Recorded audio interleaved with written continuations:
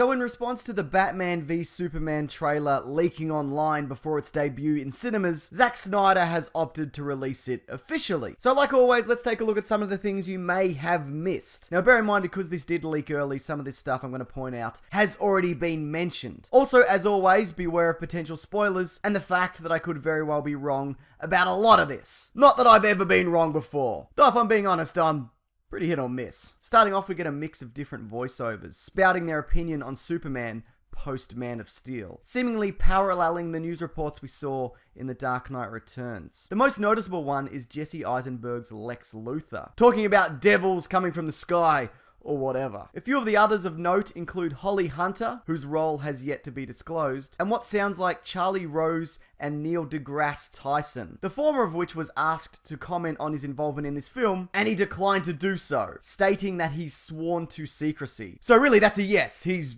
definitely in this. I'm assuming this statue here lays at the center of where Zod's world engine battered Metropolis flat. I couldn't line up any of the buildings from Man of Steel, but the fact that it's in a mostly open space, like that of Ground Zero, makes me think that this is the case. This Superman statue is also something we've seen before, through leaked on-set photos. That really gives us a sense of scale for this whole area. Jeremy Irons as Alfred gets a run, saying that's how it starts, the feeling, the powerlessness that turns good men cruel. Except, he said it better than I said it then. Now, seeing as this shot lingers on Bruce Wayne, it can be assumed that he's talking about him specifically, as having his parents murdered is what set him on a certain path. I feel that this could also be applied to Lex Luthor, who often is made to feel inferior to this man from the sky who can essentially do anything. Of course, this line could equally apply to Superman, or anyone, really. But speaking of Superman, it looks as if this film will emphasize that he's a superhero of the world. We see him in a couple of different locations outside of Metropolis, including him here,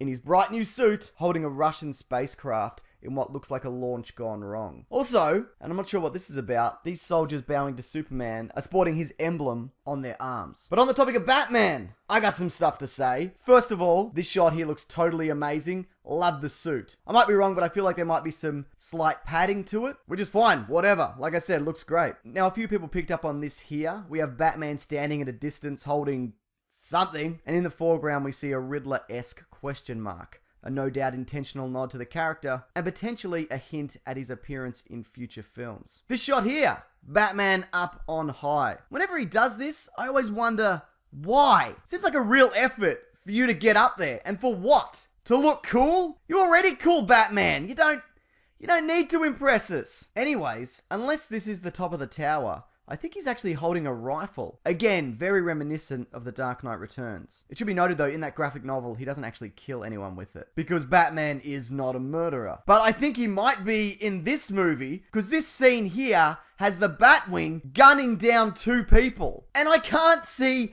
how they could have possibly survived this. No one is walking away from that. Is this Batman a murderer? If so, that's a very weird choice to make. Of course, we don't actually see Batman in the plane, so it could be being controlled by someone else. Perhaps this is one of the misunderstandings that leads to the inevitable Batman v Superman showdown. And speaking of said showdown, we get Batman in his armored suit with his new voice, which now seems electronically altered. And even though this appears to be the start of the fight, his armor has already taken some damage. This indicates that he's probably used it before, which makes sense. This is an experienced Batman, meaning he's probably gone up against some heavy hitters in the past. Maybe even the likes of notorious DC villain, the Polka Dot Man. Oh man, what I would give to see him in this gritty, realistic, Batman is murdering people world. That's about all I caught from this one, but if you liked this, I've done a whole bunch of videos covering things you may have missed from recent trailers, including the latest teaser for Star Wars The Force Awakens. Also, I'm releasing this weekend an animation done in collaboration with the amazing Sean Willits that brings to life the cancelled Batman vs Superman movie from 2003. I genuinely cannot wait to show everybody that. Also, I have a podcast called The Weekly Planet, which comes courtesy of comicbookmovie.com that covers movies and TV shows and comics. We'll be talking this trailer in more depth this Monday. All of those things I mentioned will be linked below and at the end of this video. What did you think of the first Batman v Superman trailer? Opinions seem divided at this point, so I'd love to know your thoughts. Also, if there's anything you feel that I've missed, please feel free to mention that below. Alright, thanks everyone. Take care.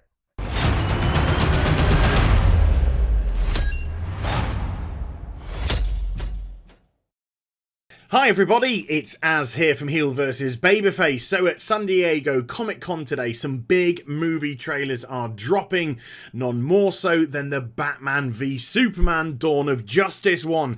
I'm a massive Batman fan, I'm a huge Superman fan as well, and to be perfectly honest with you, I'm an all-round massive DC fan. So this is a trailer that I've been very excited indeed to see because it's an extended one, 3.5 minutes of footage, and nearly all of it new to what we had seen earlier in the year, which was absolutely fantastic. New characters were added, we see some new storyline and developments happening which give us a good idea about where this film's going to go. So let's dive straight in and see what we can get our grubby mitts on. So the first pieces of footage are seen outside of Capitol Hill, where Superman arrives with quite a bit of flair. One thing that we do notice with the signs, they are very anti-Superman. In actual fact, I think they have been purposely recreated to look very similar to the Westboro Baptist Church signs when they go out and preach their hatred and picket stuff. I think there's a lot of colourings that seem to be very similar in those signs, and I also think that is meant to be very purposeful as well, because it's indicative of how people can be very close-minded and very judgmental without having any room for movement, any room for change or for growth in this. But the people who are outside with their Earth belongs to human signs and Superman is an illegal alien isn't indicative of what we are going to see throughout the course of the trailer. We're going to see plenty of people that are worshipping him as a god too. So there's a lot of contrasts which we are going to see, very blatant and obvious contrasts which we're going to see in the trailer. Then we get our first good look at the Superman costume. Henry Cavill looking very stern as Superman. You know, okay, he can't crack a smile here. This is quite a deep event that he's going to on Capitol Hill. It looks like he's answering questions based on the destruction of Metropolis and exactly how responsible he is for that. But we get to see the grandiose S on his chest, looking a little bit lighter than the Man of Steel. There's definitely still some kind of filter across the screen then. It would be great if they remove that filter for Superman scenes. I don't mind the filter going in for the Batman scenes because he's meant to be dark and gritty and even bring Superman down to that dark and gritty level. But when Supes is on his own, I would like to see that filter removed. I'd really like to see that bold blue, bright red, and also that very stark yellow as well coming from his emblem. But he's looking cool. He's looking as if, you know, he's got his work cut out for him. And as he enters Capitol Hill, he's greeted by Holly Hunter. Now, she's going to be playing a US senator in this film. What I found very interesting by the way that they show her off, she seems tired. She seems drawn. She seems a little bit disheveled. Not, you know, physically, but mentally feels a little bit disheveled in how she's speaking. So was she the senator that actually governed the seat in Metropolis?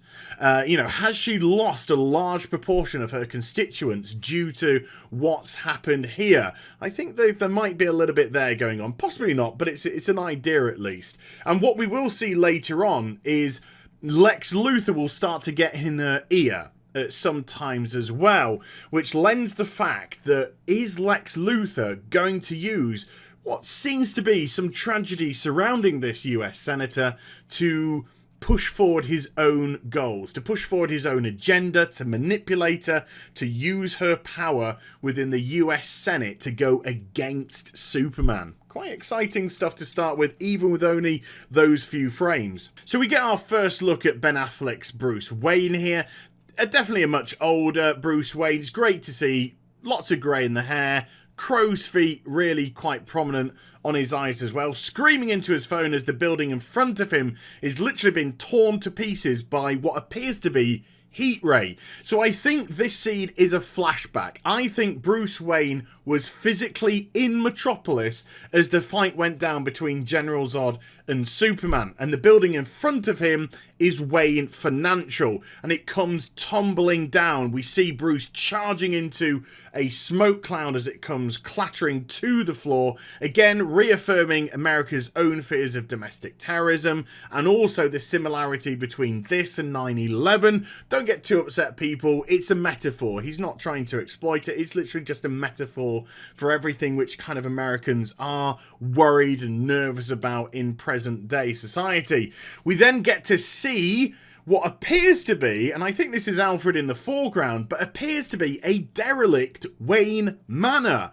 How it's been destroyed, we do not know. Has the Joker done it? Did Bane do it? Is there going to be some sort of Nightfall reference, maybe, in this movie? We do not know. They'll probably be answered later on. Quick look at the Batcave, looking all expensive. And then what I believe is going to be Ben Affleck's Bruce Wayne's motivation for a lot of the movie, and it's going to be about loss, and it's going to be about loss of family, which of course is a very prominent theme with Bruce Wayne, but it's going to work on multiple levels. In this instance, from this news clipping, we are seeing Bruce getting taunted. Is he being taunted by the Joker? The handwriting is rather erratic, but this loss of family is referring, I believe, to his Wayne Industries family, to the employees which no doubt were killed when the buildings came down in Metropolis, and there was nothing that he could have done to save them. He is but a man. Maybe that is the taunt going on here. But later on in the trailer, we will see some physical family loss, where we do get another flashback to the origin of Bruce Wayne as his parents are murdered in front of him. Jeffrey Dean Morgan taking on the role of Thomas Wayne and looking absolutely fantastic. He is, of course, of both Watchmen and Supernatural fame. And then the most contemporary loss, which focuses more on Batman than Bruce Wayne, which is this costume here. This is the Robin costume, and it is being written on and graffitied by the Joker, which kind of points to the fact that this is likely Jason Todd's costume, the second of the, well, multiple Robins that we've had.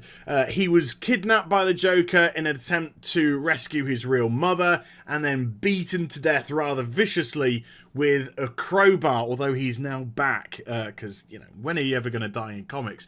But it looks like in this universe he's dead, he's staying dead, and that's another loss to add. So that's three major losses which Bruce seems to be focusing on. Family, Bat family, and then, of course, Wayne Industries family. We then get to see the juxtaposition of the two main protagonists. There's a voiceover from Alfred as he talks about the rage consuming people and turning good men cruel. I absolutely believe that he's talking about Bruce Wayne's Batman here, and not about the potential for Superman's godlike figure to turn on mankind. And that's really kind of personified as we see a beaten to a pulp criminal being chained to a wall, literally branded by Batman as the police come to arrest him. In stark contrast, we have Diane Lane returning as Martha Kent, and she's talking to her boy, and she's saying to him, look, be their hero, be their saviour, be their idol, be their monument, or just don't do anything at all,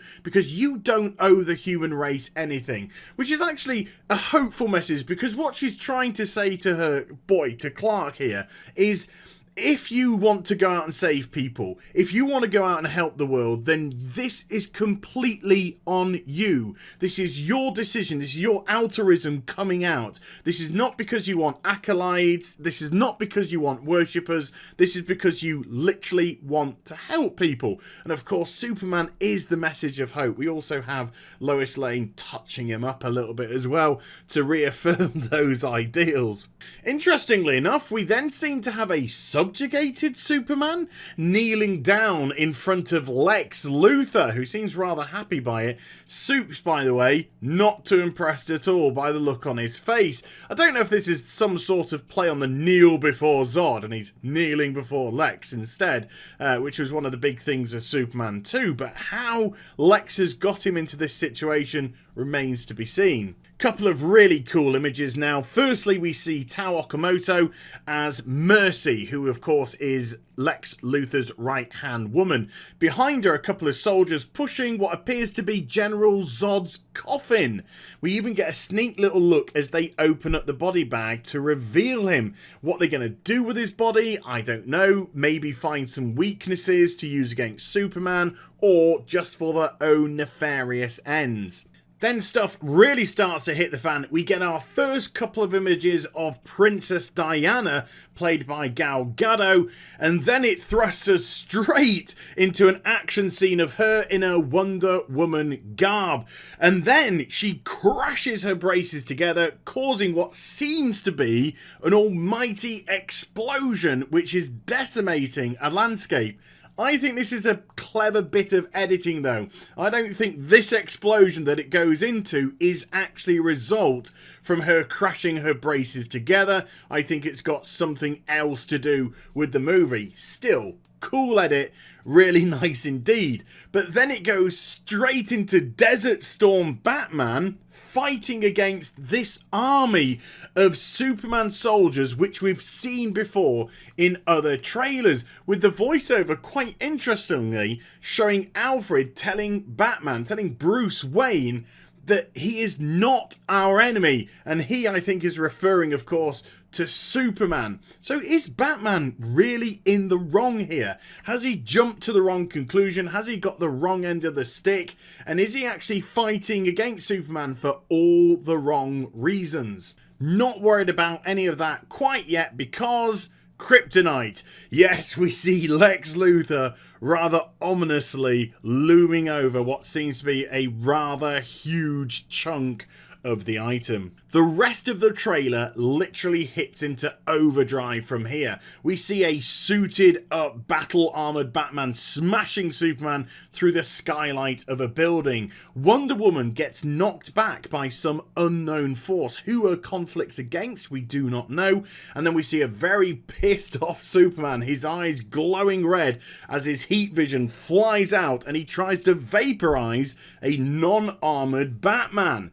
And all of this is going on under the voiceover of Jesse Eisenberg's Lex Luthor. Very cleverly done so. He talks about night versus day. He talks about man versus God. It certainly appears as if Lex Luthor is a puppet master here. He is pulling the strings of this conflict of Superman against Batman. And then it all ends with a rather destroyed Batmobile and Superman ripping it open to reveal what seems to be a rather undaunted Batman inside. All in all, I absolutely love the trailer. It gave me a lot of hope for this movie coming out next year. Very pleased with Gal Gadot's Wonder Woman, and also very intrigued by Jesse Eisenberg's Lex Luthor. And I hope you enjoyed the vid. If you did, do give it a thumbs up and also subscribe to my channel. Follow me on social media and Twitch for live streaming. Those links are in the description down below. And I'll be back with some more stuff very soon. You take care, everybody. Bye-bye.